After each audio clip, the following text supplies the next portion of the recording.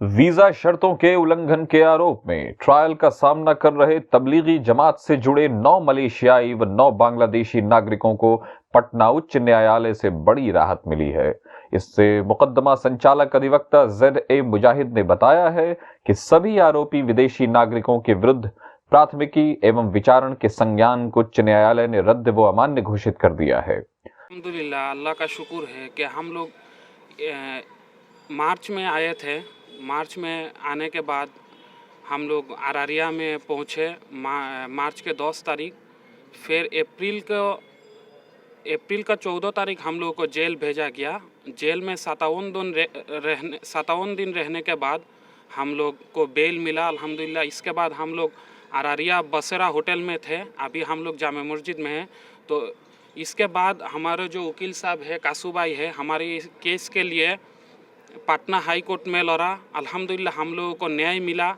India का जो law जो न्याय व्यवस्था बहुत अच्छा है और हिंदुस्तान के हम लोगों के साथ बहुत पुराना ताल्लुक़ है। हम लोग हर टाइम दुआ करते हैं सब लोग न्याय व्यवस्था में मिले और जितने भी तबलीगी जमात अभी तक इंडिया में है सभी लोग बाइज़्ज़त अपने मुल्क चला जाए, ये भी हम लोगों का यही चाहना है। क्या नाम हुआ आपका? मेरा नाम महबूबुर रहमान,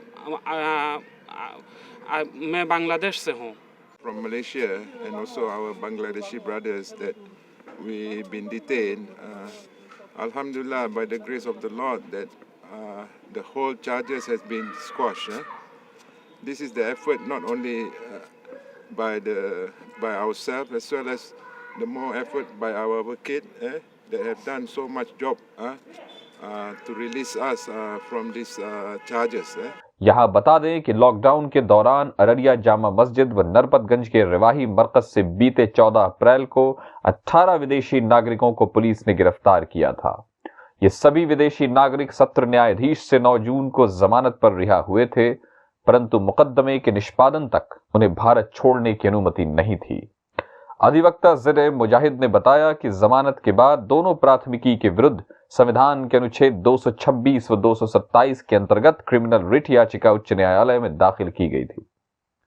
कोर्ट से फैसला आने के बाद मलेशिया और बांग्लादेश के तबलीगी जमात से जुड़े लोगों ने भारत के न्याय व्यवस्था पर भरोसा जताया है और खुशी जाहिर की है। देखिए, इन सभी बांग्लादेशी और जो मलेशियन सिटीजन्स हमारे यहाँ आए हुए थे उनको फॉरेनर्स एक्ट के सेक्शन 14 एंड 14C के आरोप में गिरफ्तार किया गया था और मोटा मोटी दोनों FIR में यही आरोप था कि इन्होंने टूरिस्ट वीज़ा का वायलेशन किया है। तो खैर इनको गिरफ्तार कर करके जेल भेजा गया और हम लोगों ने बहुत जल्द इन लोगों की ज़मानत डिस्ट्रिक्ट सेशन जज से हासिल कर ली। लेकिन इनके ज़मानत के शर्तों में एक था कि जब तक केस का फाइनल डिस्पोजल नहीं हो जाए तब तक ये बाहर नहीं जा सकते, देश से बाहर नहीं जा सकते, अपने मुल्क नहीं जा सकते।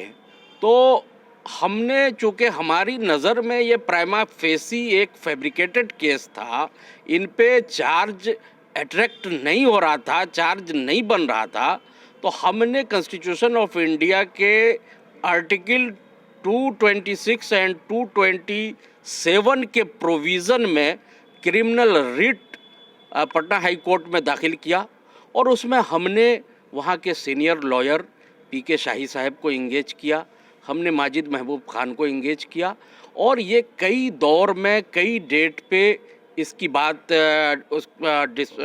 जजमेंट आया है और जजमेंट में सुप्रीम ऑनरेबल हाई कोर्ट ने इस बात को क्लियर किया है कि गवर्नमेंट ऑफ इंडिया के किसी भी नोटिफिकेशन और किसी भी ऑर्डर से तबलीगी एक्टिविटीज़ में शामिल होना, तबलीगी जमात के इज्तिमा में शामिल होना किसी फॉरेनर पर कहीं भी प्रोहिबिटेड नहीं है। मस्जिद या मरकज़ में उनके रहने पर भी जो वीज़ा वायलेशन की बात की गई है उसको भी ऑनरेबल हाई कोर्ट ने नकार दिया है और ऑनरेबल हाई कोर्ट ने ये बिल्कुल कहा है कि पुलिस ने, अभियोजन ने कानून की भ्रामक अवधारणा के कारण मिसकंसेप्शन के कारण इन लोगों को इस केसेस में लॉज्ड किया। तो इनके केसेस को, इनके फर्दर ट्रायल को, इनके कॉग्निजेंस को, यानी इंटायर क्रिमिनल प्रोसीडिंग को ऑनरेबल हाई कोर्ट ने न केवल क्वेश किया है बल्कि government of India and state of Bihar को डायरेक्शन दिया है कि एज सुन एज पॉसिबल इनको डिपोर्ट करें इनके अपने कंट्री को। क्या नाम हुआ? ZA मुजाहिद, हम इनके कंडक्टिंग लॉयर थे।